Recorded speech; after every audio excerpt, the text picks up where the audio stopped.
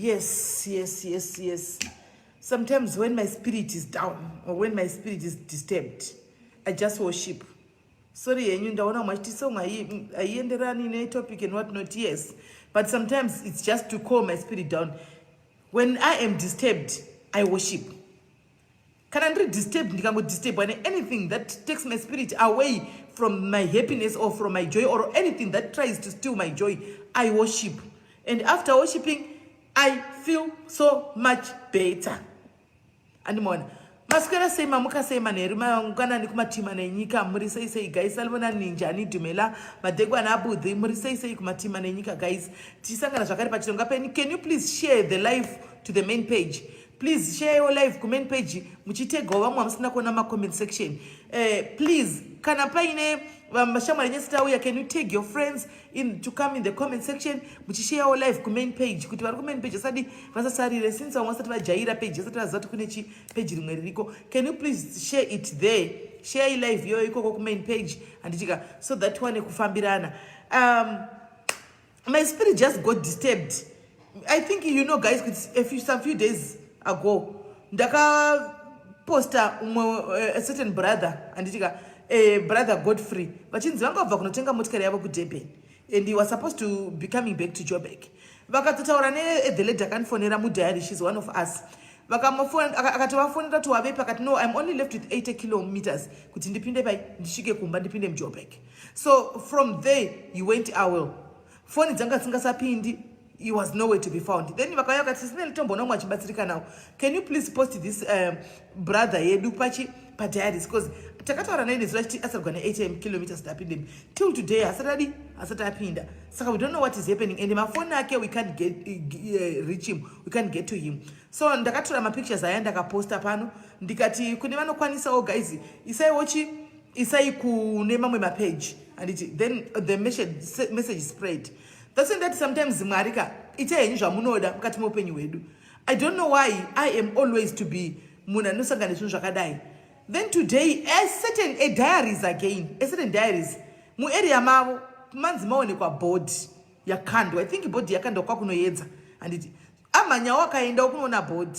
Aenda kuno board wananga share ma pictures ma video and akashoka throw ma pictures. Animona semunda ngari koko kunonzi ku Jamestown kwachona ikoko anga ka report akatora picture yatora, but what someone for some reasons it came into your mind kuti but sisimeli wakaposta umwe munhu because mukomana uyu anga kachinda achitedza kuti munhu akatochinda anditika anga sina ameno, but now anga kasisha maona picture number kana ndikazobvisa because tatisiri sure. We were not sure kuti chi ndiye. Ndosaka ndakada picture kuti kana pane atata kungobhesa nekuti hembe kana hama dzina dzikaona hembe dzinogona kuziva because akakavharika face kana maona guys angakadai so face yake was not clear kuti kombe ne picture takatumirwa nehama ani mazvona. So she took a picture and vangofunga kuti simeli vakaposta nyaya yakadai so a few days ago vachitora svaga munhu pamwe ndiye pamwe asameni rega ndingoposta simeli. Then she came to me akasimeli pane munhu awanikwa pamaraini pedu akashayika nditi ndatora ma pictures but I'm not sure kuti ndiye here because unochata sideways ndikati zvikanzi makaposta picture yemumwe munhu wamaitsvaka ndati kupi zvikanzi kuJoburg akati kuti zvingaita connection but paataura neyangu yati yangorova for some reasons yangoti paataura nemwana iye ndobva kuti send a link here ndikiri ye ndokanda vanhu vakawanda send a link here that post yakuti ndakakanda ndobva noya ne post ya Godfrey aya hanyangu yabva yangotsemuka futi ipapo animaona ndobva ndati but do you think kuti ndiye because uyu munhu akatadza kuside uku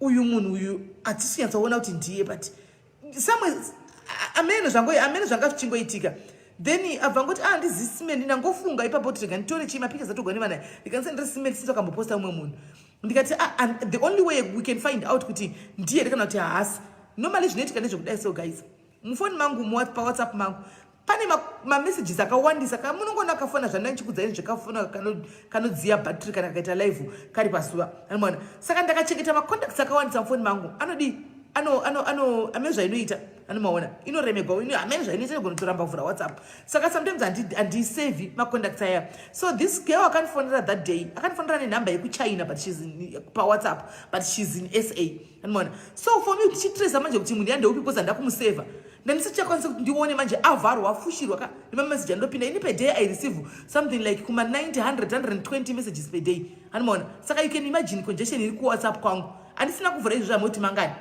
andimaona andisina kuvhura moti mangani saka yanga yafuka tichaziva kuti raitigara zviya profile picture yakanga yakamira sei kazhinji ndosimanzo memorize profile picture yemunhu kachida kudzokerapo ndabva ndatadza ndikati nemusikana the only way zvatinokwanisa kuita rega tiposte tingobvunza kuti pane we here angagona kuidentify pane kana paine munhu anogona kuidentifyawo kuti munhu yangave ani kana kuti anomuziva please tibatsireiwo hama dzake dzidi pamwe dziri kutomutsvaga handina kunyora zvokuti ashaika kana kuti chinangoti please tibatsireiwo bva ndaposta mugroup ndatomboita zvandandichiita handichika mupeji ndopata seti kandidzokera ndicheka makomenzi ko zvarapa zvichindidya zvichindinetsa ameni ufosa murizi zvarapa chingondinetsa ani kati kandidzokera kumakomenzi pandadzokera kumakomenzi pai ndopandona vanhu vatoti godfrey vari kusa ndabatikana guys ndandiri muspirit yangu ndega kubva masikati mozvona ina ndisi munhu anofanira kugara akagumbuka akatsamwa ndinopinda muspirit yekuti ndichingofara ndichingopinda pandapinda ndichingofara ndichingodaro animona ndabva ndabatikana ndarwadziwa animona mwoyo wangu wabva watsemuka nepakati kuti just like that munhu HKs angatopinda mujobek kuti ndichinyatsa kufunga kuti what really happened no one knows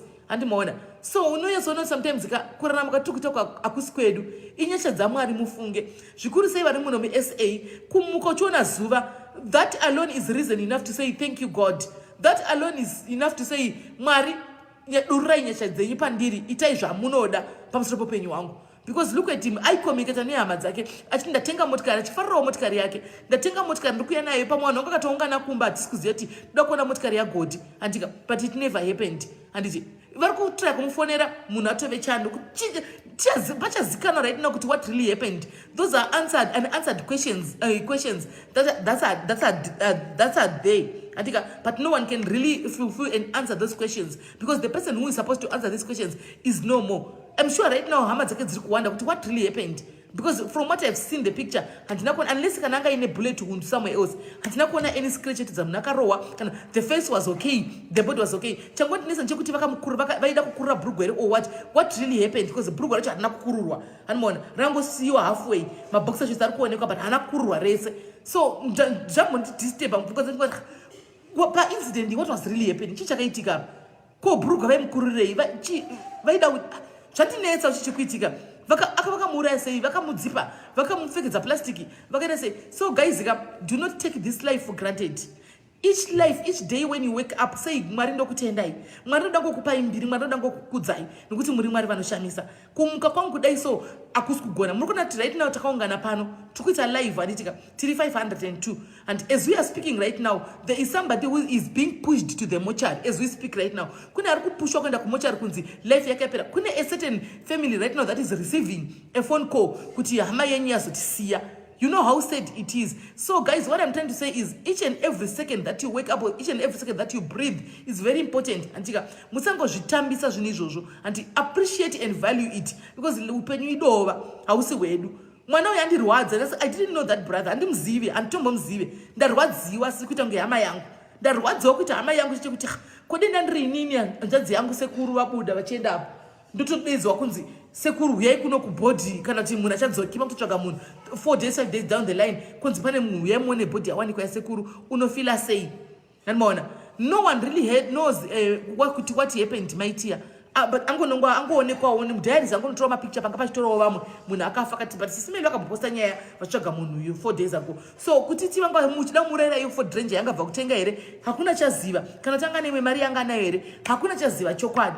Mune panotori mavidhio ake pachibva kuDurban paakatenga motikari pano vakamutengesera motikari mazimba vachitomuti ufambe zvakanaka bhozi mota wakabata isimbi achitopinda mota make achitosunga kuya kunoku pane vidhio iyoyo hanimaona ndazokumbira angu vamwe vanhu vangu vachipostawo kuti guys for the sake of family bvisai because it's only now maybe the family is realizing kuti munhu ashayika hanimaona ini pandangopostai pandangoona vanhu vachiti god ndabva ndatobvisa because I knew kuti probability yekuti hama dzadzanzwa iripo antimaona saka ndabva ndatobvisa kuti no they wouldn't want to find out through Facebook ndobva ndabvisa and masara songoona machiposta kana ngati please can you guys for the courtesy of the family can you please remove this antimaona then mozoposta ini pa later iko zvinezvi let the family receives the news let the family grieve in peace havadi kuonawo zvinhu pamedia kunzi vamwe vanotorwa neshoko akashayika antimaona. So ndozvanangoti guys ichi ndingodari dzawo chikamu ichocho kuti akomanaka upenyu ukahuhwa munoswera muchivhairirana ka zvatinoswera tichivhairirana ka tichivhairirana nezvinhu zvisina nebasa rese kuti nhinge haana klasi nhinge ane klasi tichivhairirana nezvekuti nhinge akashata nhinge akanaka tichivhairirana nezvekuti nhinge hauna mari weurirombe ini ndiri mari iwe unogara mu1 room antika ini ndinogara makati hazvina kana nebasa rese mufunge hazvina kana those are nonsensical things hazvina kana nebasa rese when the time comes when death knocks antika and it doesn't choose haina basa kuti uri class when death comes it knocks on everybody's doors it goes around knocking hazvina basa kuti une class yakaita sei hazvina basa kuti une mari yakaita sei hazvina basa kuti unogara mimba yakaita sei unodhara mota yakaita kuti wakanaka zvakaita sei death when it comes it knocks on everybody's door so if you can just grind that and kana kuti take that into consideration muchaona kuti hatiswere tichivhairirana nezvinhu zvisina nebasa rese hatiswere tichitukana nekuvhairirana nekuswera tichikombeya vanhu nekuswera tichituka vanhu nekuswera tichita zvisina nebasa rese because really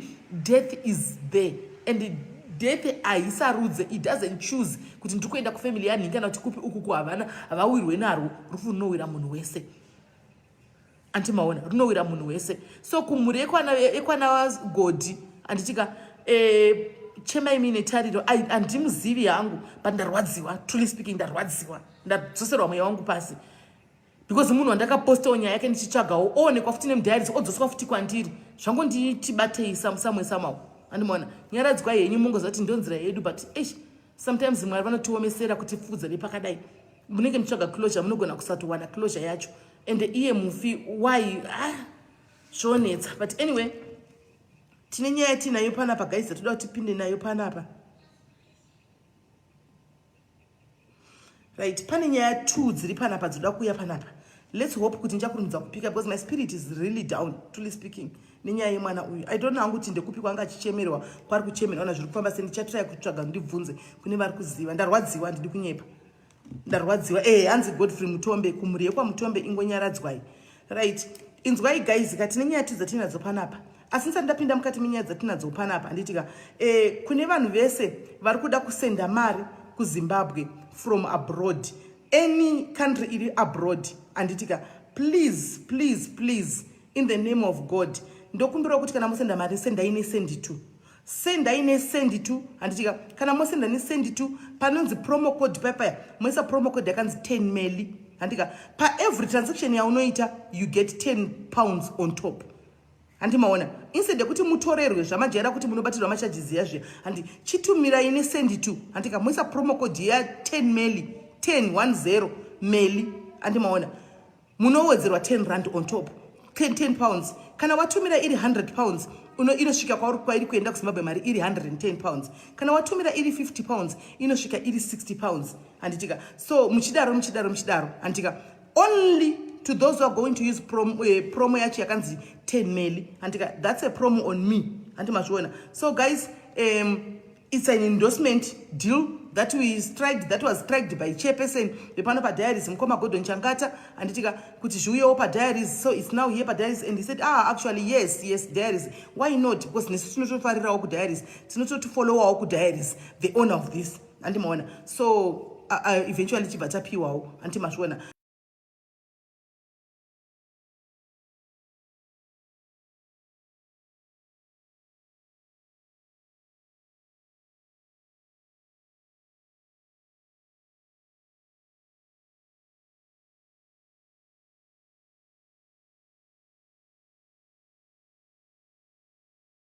yako ipapo ichingosvika vanogona kutokudhilivharira kunomupa kuti njo munhu kunomupa kunotauya nemari yako iyi anditika anzi network anzi kuisland haisi kushanda sendi2 alright mira ndichabvunza Adija let me ask chairperson vari mberi mucomment section mutitaurirewo nyaya yekuti kuisland zviri kufamba sei hanzi haisi kushanda animaona kuisland kuri kunzi hakusi kushanda titarisirewo kuti zviri kufamba sei nyaya dzekuisland No, Bridget, no. If you send Zarima pounds, vanopiwa ari ma-US dollars. Natasha Stolo, usadaro zvena iwe mningina. Usadaro mningina asikana. Okay, zvaitika, but next time we just use the promo. Auyiwi kwandiri, inoenda kumba kwenyu. Handi kutumira mai vako mari. Uri kuvatumira iri 150 pounds handiti. Itosvika iri 160 pounds. Handitika. And kana zvazvo kuti vanonomira mabhenki ne lockdown idzi kune COVID guys. Hanimaona. kude covid asati yapera covid iside kuti mai vako vasimuke vachienda kunomira pabhengi nezvitupa nechichichi no antika just request kuti endai munodhilivha kumba kwedu vandosvika pagedhe vobuda nemaski yavo vanhu vakasungoma vakapfeka mamaski avo vondisaina yapa vopiwa keshi yavo verengai keshi yenyu vopiwa keshi yavo maoko hazvina nide kuti padambotsvagwa rimwe dhola kana $2 kubva kuchitungwiza kuenda kuharare kunotora mari kana kuti kubva kupi hamene kuharare kokoko vachipinda mutauni aiwa ingofona kuti ndiri kudawo kuti mari yangu idhilivhiwe kumba kwedu just request vanodhilivhiwa ipapo pamba pachona ipapo andika vachipiwa futi 10 pounds pamusoro imi 10 pounds mari yakawanda kuzimbabwe 10 pounds street life South Africa haisati yave nayo South Africa vachiri kuita mastrike amadhila chene mabhengi I think South Africa unoziva nemabhengi ari muno it's a challenge so vachiri kumbotaura nemabhengi emuSouth Africa I don't know tichibudira here because unongoziva South Africa ine competition yakawandisa zvotoda kuti uzive vanhu imomo mumabhengi I don't know but anyway he said he is trying kuti adi apinze abatanidze SA animona hanziko vasina mapepa A mupeme SA no Ronia ima musi ku diaspora kana Ronia muri mu South Africa imimi panonzi diaspora simuka ima musumuki antika imine ntakangofanana tiri muno mu South Africa muno animona tiri muno tiri mu Africa tisi ku diaspora saka ndati this is all for people in diaspora vemu SA muno atisatapiwa isusu tiri kumhiri kwaLimpopo hatisi kudiaspora vatiri kuti kudiaspora ndiye vanokrosa maocean isusu hatina kukrosa ocean takakrosa river Limpopo ndiye takakrosa kana tichidai sei ocean Limpopo asi haiconsidwi pamamepi kuti wakakrosa kuti wakaenda kudiaspora asi tiri kudiaspora yedu asi tiri kudiaspora ashungu andiwana ndikuti wakaenda kudiaspora chaichaiyo kudiaspora chaichaiyo ndo handikureva isusu tiri kudiaspora ashungu saka hatimbomirai timboona zviri kugadziriswa here antika hanzi which is to say matauni ese all mabig towns aunoziva vanodhilivhara asi kana kwazovewo kumusha manje ndo panenge poponetsawo kana vanenge vave kumusha vanogona kuti kana vakapinda padhuze patauni pavari kupinda vofonera agent oyo vasvitsa mari yavo andika plus nesend to guys you can top up mobile phone animaona izvozvi vai panogara chingoti airtime imi top up moita nesend to andika top up nesend to promo ndiyo haichinji 10 meli kwanzi kwa mutare mutare it's included yes mutare vanosvitsa kumba kwenyu animaona mutare vanosvika hanzi tosimuka this meli tosimuka hanzi chikona nendiwa ndisinyatsanzwisisa yes is there an app yes app yesend to app yesend to app yesend to aiwa vedu ishuwa chihoro isi tiri kudiaspora shungu kunoko mungada kuzviti muri kudiaspora kwatinochekerera nemuna Limpopo tichibatamiswa yegarwe tichikrosa kuenda kubedbridge moda kuti muri kudiaspora vakomana ngativeife vakomana izvozvi kuenda kuZimbabwe nhasi izvozvi nhasi kuenda kuZimbabwe nhasi izvozvi kusumuka kudzira kuenda kuZimbabwe izvozvo ndisina kana bepa ndinosvika kuti double up nekwana mai Maria kuya nditopinda mumvura nemana mai Maria muya takaita line takasubatana maoko tichifamba tichinda zvomoti diaspora iyoyo tiri kudiaspora shungu animona tiri kudiaspora shungu right imwe information mukabvunza mucomment section I think mukoma Gordon I think ndimukoma Gordon handisi kuziva yakati Smelly Diaries live kuti ndiani uyu ari kuti they can collect to cabs I think ndimukoma Gordon vanokupai information imwe mucomment section imomo vanokurespondai zvimwe zvamuri kuda hanzo yes Victoria Falls handitauni hombe maichungu itauni hombe ite kuti vabereki vapuwe ma10 pounds iwo vati mama 10 pounds yochichinjai mapuwa madola muindewo muchicken ini munodya kana kuti muchicken munoti chiko kwai chicken slice ameno chicken slice kana kuti ndiani ameno handimazvona Hans Nabusi have been saying yes Busi Masaban thank you it's only that Busi this time muningina wangu when sending just use the promo code 10 meli wangochasa promo code ipi kona Busi just use hanzi zvainzi naisi Smelly vesenditu vakangosiya mari vanhu vari kusara vachibva varohwa how far is maita kuzasana bozvinzwa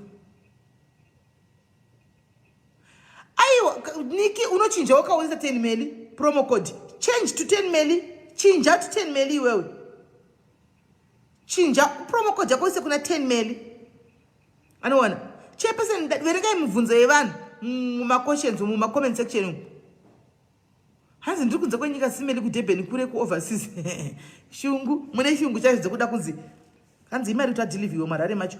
Havabhadharisi street life. Havabhadharisi zvevanongoenda kunisa isevhisi kai. Vanongoenda kunokanda mari kumba kwenyu sevi woda kubhadhara rewe extra. Iva chitokupa 10 pounds woda kuti vakuwedzere. Vakubhadharise. Hasha. Vanotokuwedzera iwewe. Iwe woda kuti vakubhadharise futi. Vanongokuendesera mumba kwenyu chete iwe. Zvatopera izvo. Right. Regai tipinde munyaya yedu yanhasi. Tine nyaya 2 guys. Saka I'll try by all means to make them cut nyaya idzi kuti ndidzise short.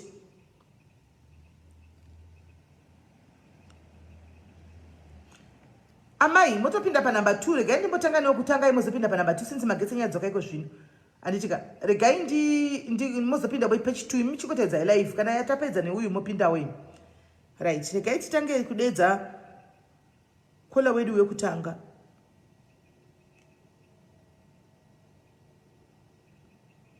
Right. Let's open online.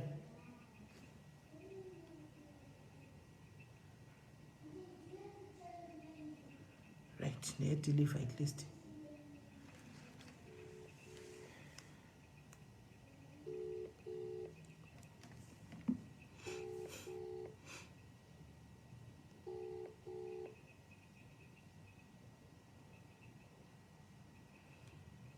Maya vari kudevesera vari kundifonera vasina data.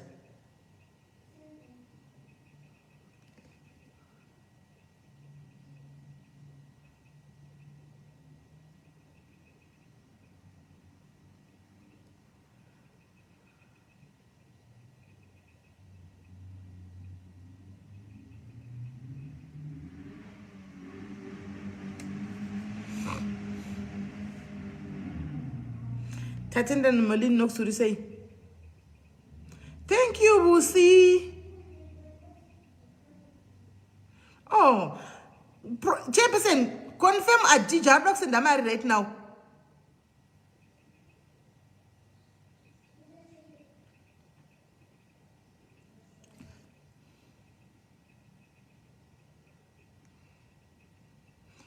Wakumana Maya was Shakato Omera.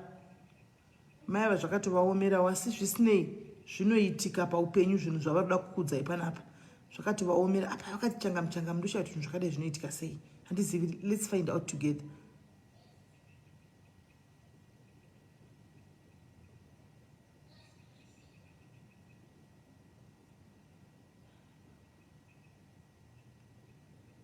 Let's find out together what really happened.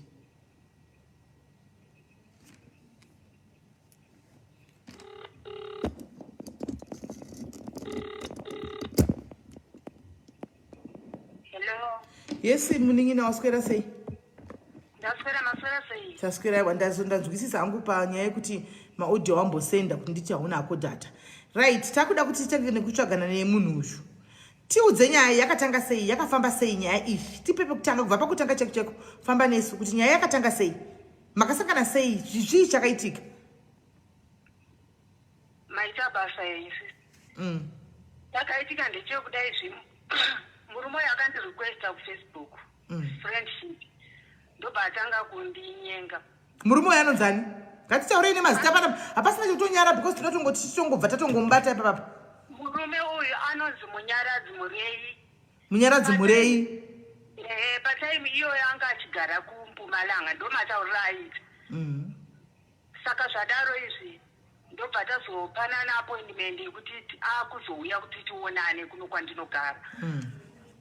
Saka zvadare zvasvika kwandiri ndopainditsanangurira even pataitaura pafoni tisataonana ainditsanangurira kuti akanga ari kuZimbabwe akatouya kuno kumuna January. Then achibva kuZimbabwe akauya nekamota kaprivate car. Saka according to his plans anga achida kuti iye agozoita sei agozoita mobile kitchen.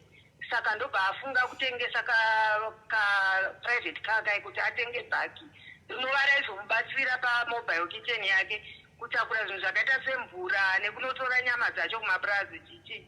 Asi bhaki riya akaritenga rakafa engine.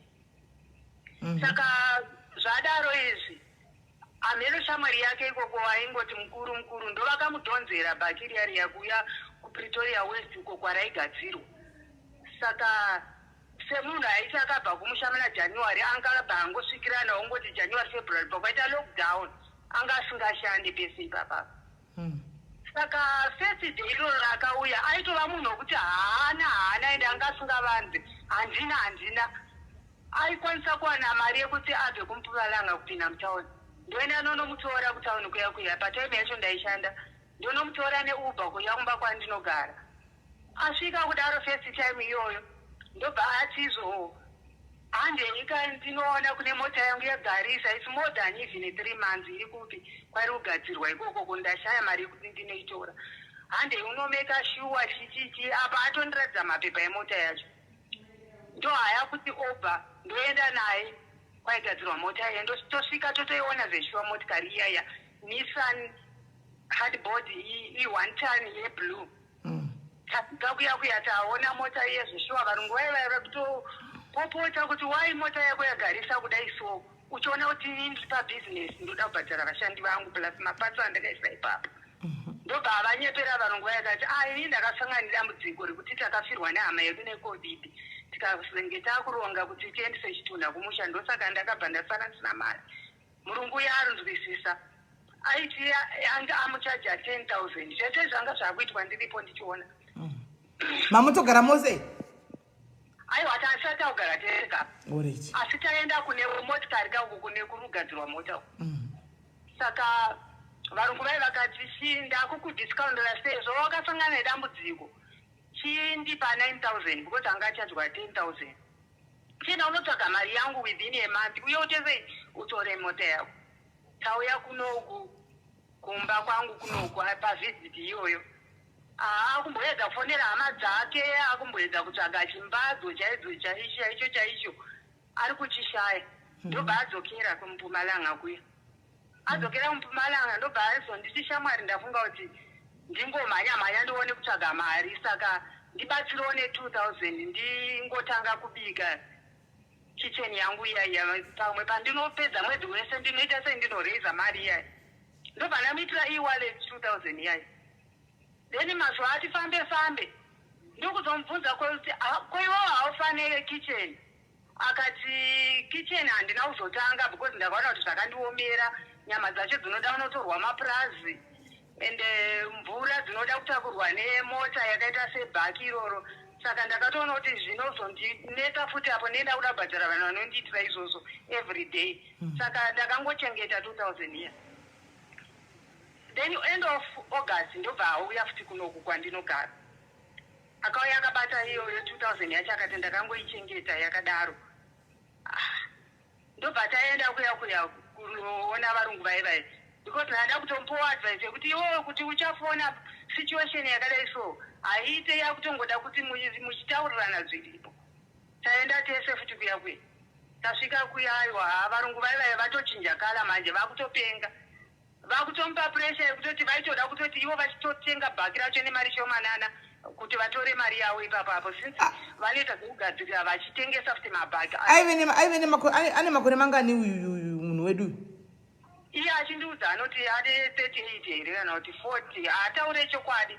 Okay. Kuti anogona kunyepera kuti even klasi iri kuita mwana wake chaiwo kamubvunza nhasi anoti mwana ari kuda kutanga form 1 otomubvunza futi mwana umwe chete anonzi ari kuda kuenda kuyunivhesiti. Saka munhu wekuti anongorarama upenyu hwake nezvinhu zvekuti asei zvekunyepa. Saka imi muri makore mangani? Ini ndine 50 years. Alright. Saka zvadaro izvi ari kuti ndauya ndine mari iyo yandinayo yawakandipa Nyaya. Shamwari tsvaga kana hapana here kwaunoziva kukana kuna machonisa chaiko ndomubatisa mapepa angu emotikari. Ndikati aiwa handina kwandinoziva because kuna machonisa kwacho kuchatorwa mari nezita rangu ndinozoiwa nepi mari. Shamwari handina mari nini mari yandotambira ishoma. Saka mondorasikirwa here nemota yangu yeshi unozva munhu kana akuchema manje ari papresi. Hama dzake dzodzo achidzifonera vaiti mafriends ake vamwe vaishanda nawo Zimbabweko. Ndofunga ndakatozoona ndechekuti vanhu vazhinji vanomuziva because kana akakumbira munhu kana 100 rand chaiyo vairamba kumupa. Chakaoma. Aramba achindipa pressure handiti. Ndobva ndati salary yangu yaAugust yese mainini yakangoklika akabata foni yangu ichipinda mufoni akabva ati shamwari yepanapa chitondibatsira ini ndiri munhu wemurume ndikadzamara nangotora chete bhaki rangu iri handimbotadza kumhanya ndikakukavhira mari yako yerendi chiita kuti tingonotora mota tiite sei tiburitse mota maoko ana makanika because vandi kundikawada ndobva ndatora kamari kangu kacho kese shamwari kana ndichikese ndikutaura hapana kana 100 ndakabvisa haisi kukwana iri kushota futi ne1.6 ndobva ndakwereta futi mari kumwana wangu mukomana handina kutombomuudza kuti ndozvandoa ndikangoti ndaita dambudziko mwanangu ndibatsirawo ne1.6 ndobva handipa mari yemwana we ndikati kuti uri kuzooneka ndiri kutora mari kumwana unofanira kumhanya tidzosere mari yemwana we korendi makabhadhira nesa kaipa makamupa pei yose baba ndakakwereta futi kubasa azvakaoma handei kwakuma15 kana ndatoona kuti pressure yako futi kuna landlord pressure ukuni nditorire stress dzangu ndobva ndakwereta futi kubasa mari yerendi ndabhadhara rendi iyayi ndione iye semunhu wemurume uya mwedzi watopera futi akanotora here pamakamupa mari yaye akanotora here mota iyoyo takatoenda tese tikanotora mota yakatoya ikagezerwa pano pandinogara panapa yanga yakaora varungu vevo vakatozorapa kana kuigeza nekuda kwokupopotedzana kwavanga vakuita papasina kumira zvakanaka vakati hatisi kugeza mota yako yakatozoya ikagezerwa pano pandinogara panapa ndobva handitakura ndokunondisiya kubasa kwangu kumazuva iwayo ndakanga ndigara ikoko ndobva apurira ndobva aenda kumpumalanga kwake then october ndobva ati ndafunga kuti ndiuye kuzogara ikoko kumba kwako because kunoku kwakanyanya kunyarara hakusi kunyatsoita chichi ndobva ndati oraiti uya ndobva auya october wese akapera tiita sei tichigara tese then first week yanovember ndopakangoti rimwe zuva tiri kutodya ndobva ati shamwari ndafonerwa neshamwari yangu saka makagara mese mwedzi 1 october ndowatakagara tese apa ndoda kuzama kuona kuti munhu uyu angagara akazviplana here zvinhu zvekutiza nemari yenyu kana kuti akanga anhingirira zvinhu zvakangozoitikawo ndoyezotry kufigure out anozani murevi munyaradzi guide munyaradzi murevi kana uri hama yamunyaradzi murevi kana kuti munyaradzi murevi urimo muno nyaya iyi ndeyako nhasi we are coming we are going to knock on your doorstep very soon tiri kusvikapo saka pamwedzi wamakagara mese uyu aisara mumba yemuchinda kubasa ndokumbira uregerera handinonyatsopabata maini mwedzi wamakagara naye uyu imba mainda kubasa iye aisara mumba ndaenda kubasa iye achisara kumba achimboenda nebhaki rake roro kunotsvaga woka semunhu wemurume achitomboyawo akabata something muriwo chete nokuti munhu anofarira sadza chinhu chaikwanisa kutenga aona mari otenga muriwo anzi munhu anofarira sadza wakomawo futi saka aidya zvokudya zviya anofarira sadza zvake sadza chairo chairo anofarira nenyama saka aingotenga usavi hwokuya nahwo neupfu hwake aingonotenga nyama iyoyo kana ye50 randi zvayo saka iye paakauya achibva kumupuma kuzogara nemi akauya nezvinhu netundu yake yose akauya netundu yake yese akatondiudza kuti kumpumalanga ikoko asiya atengetesa vamwe vakomana murume make vari kugara imomo kuti vasare vachigara imomo kuitira kuti vagoona zvinhu zvasara mumba imomo but akauya kana dziri hembe akauya nehembe dzake dzese saka hapana chamakambo imimi pakugara kwamakaita mwedzi waoctober uyu hapana chamakambosuspecta kana kuona kana anything alright sorry kukubvunzai izvi vakomana zati muri vakoma vangu asi ndinoda kunyatsa kuhwisisa kuti ndifunga kuti murume uyu zvinhu akakazviplana here because akaona mukoto wekuti ndogona kutora mari ndikatiza kana kuti kudii pamwedzi wamakagara mese apapa mubedroom aitawo here zviri normal kana kuti aitorovera kuenda kuti ndida kutokusaenda shakadza ndoinda mainini munhu uyu kana riri itsotsi rekuti riri smart haugone kumufungira chimwe chinhu manzwa ari smart pautsotsi hwake hwokuti zvamuri kubvunza kuti hapana zvamakambosuspecta here handina mainini because kana kuri kufarawo zvinoita mukadzi nemurume handiri kudza ndesiyezi mune 50 ndakangoona ndikati uyu ndiye murume uyu waitoyatsogona but iye manje akanga atoziva zvaari kuita sei zvaari kuita then first week iyoyo yanovember ndobva atindawana basa ndiri kufanira kuenda kurustenburg ndakaita civil engineering saka ndafonerwa neshamwari yangu kuti kune housing project iri kuda munhu anovaitira civil engineering. Shamwari ona mekutambura kwese kwatiri kuita ndikaenda ikoko ndinogona masalari yangu ichitoti kana ma20-25 ikoko saka ndikashandawo kana 3 months zvinotibatsira. Makamaona macertificates ecivil engineering anobhadhwa ndikupi kunobhadhwa 20,000 civil engineering ko civil engineering anga ashore kana kuma 80 and 90 ukoko makamaona mapepa acho. Neno shamwari rega tingozvitora sematauriro aizviita izvi. Alright, handei. Right, zvadaro izvi. Aenda kaNovember uya uya. Ko handisi munhu akatanga first week yaNovember anotambira mari. Ndizvozvo. November akapera anotambira mari. Anotambira mari yake. Hapana kana mari yacho yaitaurwa nezvayo. Asaipota achiuya zvake. Tichikomunikera zvinhu zvakaita zvakanaka. Aitotravela kubva kuno kuRustenburg achitodzoka koko kwamuri. Handisaziva kama inini kuti kuRustenburg iri kwaibviwa kana kuti kuMpumalanga. Alright. Nekuti handina kuona saini yemari lapa. Ndinovember kauti. December achidaro achiuya. After 1 week, after 2 weeks aiuya. I remember achibva azouya musi wa10 December. Ndobva azoti inini ndakatanga basa pakati pemwedzi saka mari yangu ndiri kuwana mari yangu musi wa17 December. Ndobva adzokera ndofunga musi wa12. Then 17 osvika handiti akubasa manje. 17 hakuna kana phone call kana chii.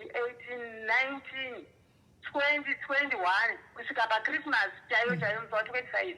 Kana kutoti wose kumunhu wainyanya kupisa kana kuti handitiwo happy Christmas kana kuti wamuka sei musi weChristmas hakuna kana phone call. Then 26 after ndatokumbira vamwe sekuru vangu kuti imbotiraya ifoni yake ari kuita sekuti akandibhuloka makozi angu hasi kupinda.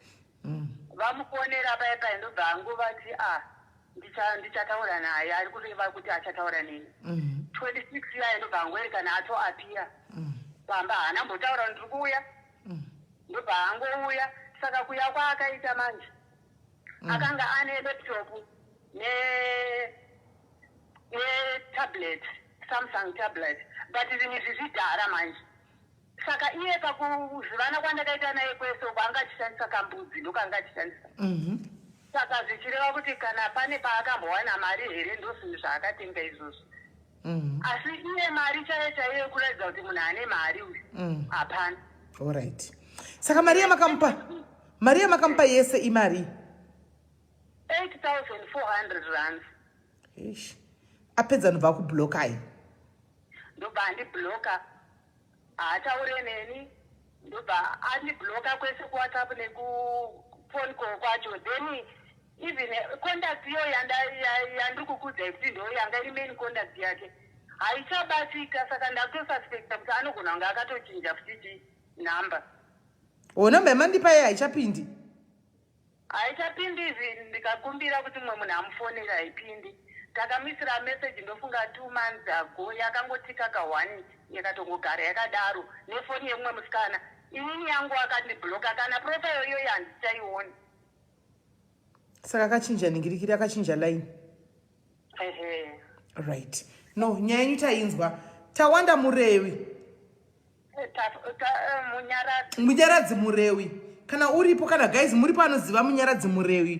Please, ndibateiwo. Right now apparently ari kuclaima kuti ari kuRustenburg. Pavakaguma kuudzwa pavakaguma kuudzwa chinzi ndawana basa kumamaini kumberi kwemarikana kuRustenburg. So munyaradzi I'm starting to think kuti even isara ke pamwendere kunyepa pamwendere fake. Ameno. But zvandichaita guys, this is what I'm going to do. I'll post soon after live. Ndichaposta my pictures emurume because now so that you can know. Kamkomana mufungeke ka fine young man mufunge. Kari kudaro vakoma vangu. Indi kakabata ndoda kutokaumburudza. Toda kukaumburudza. Kana muchitomudza munyaradzi murevi mukati muti urida kuumburudzwa naSibeli vakubata. Varida kuumburudza singatomboiti. Because fine mufunge fine young man. Kari kushungurudza ningikiri vakoma. That's not right. Anyway, ngatidzosera mari yemunhu because right now havana kana mari yechikafu basa richiri kwere. Handisi kutoshanda. Rakazopera basa.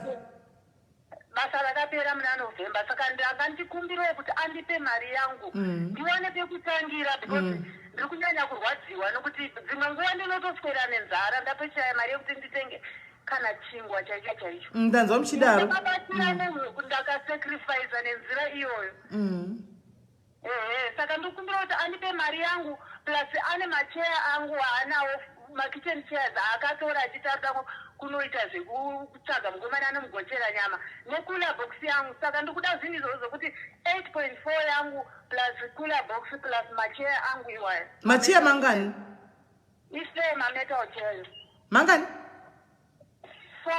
4. Asi muzati munyaradzi murewi vanhu vanongozvitsvagira munyama shuwa naimi vanhu vanongozvidedzera munyama chokwadi muri kuona kuti amai ava havasi kutobatikana zvakanaka vari kuswera nenzara havasina kana basa rakabva rapera havana kana sendi vakamupa savings yavo yese havana kana mari kana chii ipapa ndavafonera airtime yelast time yayo ndavafonera direct because kuwhatsapp wangu asingadi yanga isingaconnect havana data handi mazviona saka mumwe vanhu vanozvidadzira munyama nechisina nebasa rese so iwewo munyaradzi if you are there please get hold of me tite arrangement udzosere chi kana uri muno murustenburg unondi ndibate ndiuye nditore mari iyoyo inini ndipe mai ava mari yavo pamusoro SIS MELLY kana pane hama yake yakateerera ngavamuudzewo kuti hangaasafunga kuti akachenjera because munomba mangu ndine hembe dzake nditore nemapenzi ake kuva kuti upenyu hwake huri mumaoko mangu picture yake ndakanoprindisa kuti ndinongofamba naye kwese kwandinoenda izini kuchechi kana kupi ndinofamba naye picture yake ndichiiudza kuti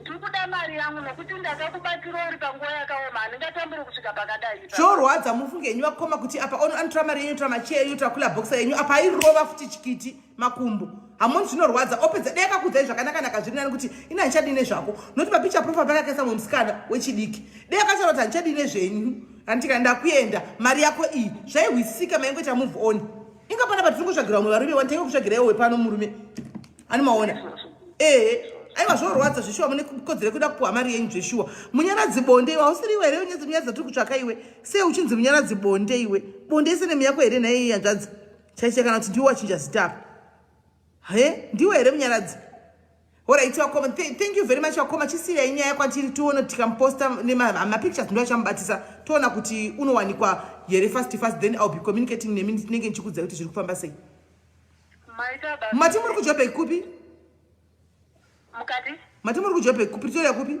aiwa ndiri mupretoria kupi ndiri mupretoria kusunside zvakaoma sikana kana pane anozivawo kune basa vedu wekupretoria sunside ndibateiwo tipe mama basa vanotsva vane vaende kubasa kana pane ari kuzivawo pane basa kupretoria guys ndibateiwo tiendese chi vana mama vechikuru vanochengetedza basa vanogona futi basa vainde kubasa vanodi zviwanikwa zvakangowanikwawo zvinoitika but munyaradzi tinyarewo ende uchatozvipa munyama nezvinhu zvauri kuita izvi dzosa mari yemunhu dzosa mari nemacheya edu 4 emetal necooler box dzosa hako alright saka ndinokufonerai kana ndinokuudzai any feedback alright maita basa alright wakoma chizororai henyu ndotenda zvikuru alright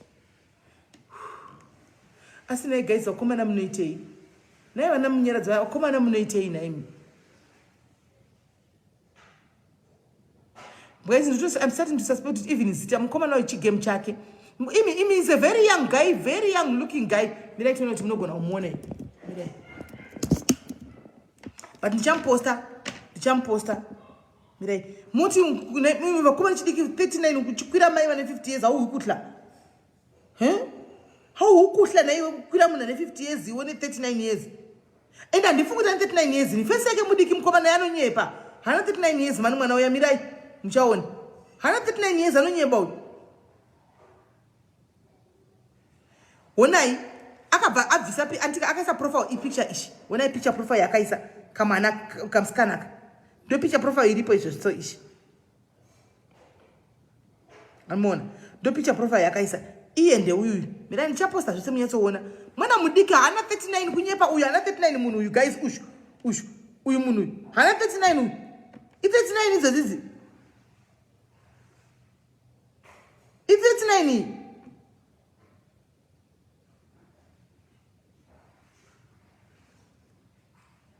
guys i39 years here munhu hana 39 uyandonyemba uyo haana kana 39 zvachose mirai muone iyi i39 ichi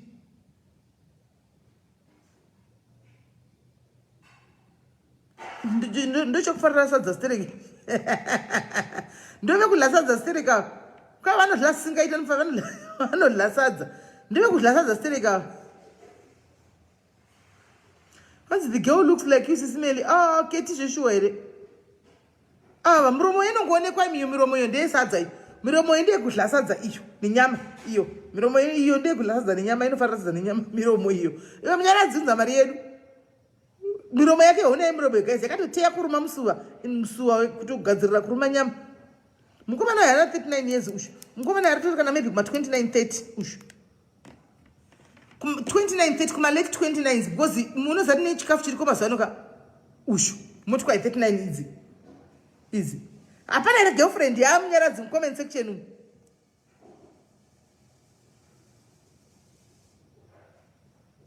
hapana were ane girlfriend yamunyaradzi sanyara ko kutibatsira because newe unenge wakanyepegwawo hapana chaunenge uchiziva hapana chaunenge uchiziva wakanyepegwawo unomuziva here kamuyu munhu uyu kana uchimuziva munyaradzi ushu iri boyfriend yako akambonyengwa naye please tibate tifambire nyaya dzechitigadzise nyika because mangwana ndochadzoka panapa kuchema futi itsotsi munhu ushu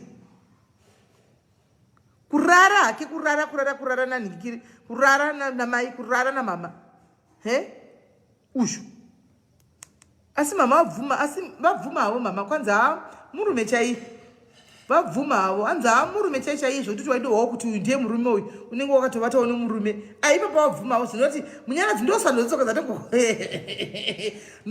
dzatokupa zidzo munyaradzi zoga dzokuti vakoma wabvuma havo kuti waiunyatsokuti waifilawo kuti vane murume ndosanodzoka dzatakupa tipa mari yedu munyaradzi zvesando dzako ndinoitira kune vechidiki uku tipe yedu mari yedu aya zvakaoma chinhu choga sando dzake dzangopiwa panyaya yekulambasta ndopapuwa sando dzake kunzi anzi palambasting animaona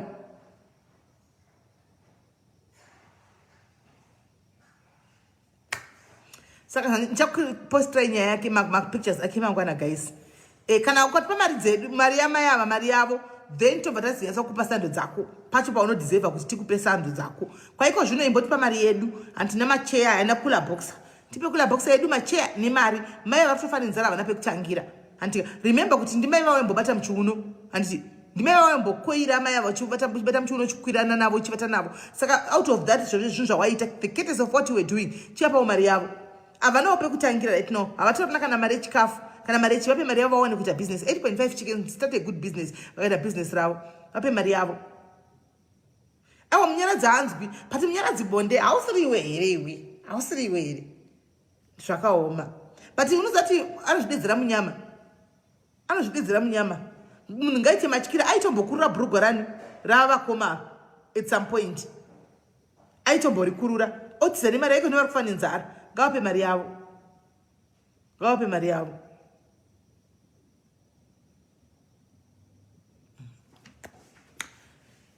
ameno zvangomashipana so guys zvakuitika ndezvokutika takuya nenyaya yechitu ndakukata musaenda don't go anyway andika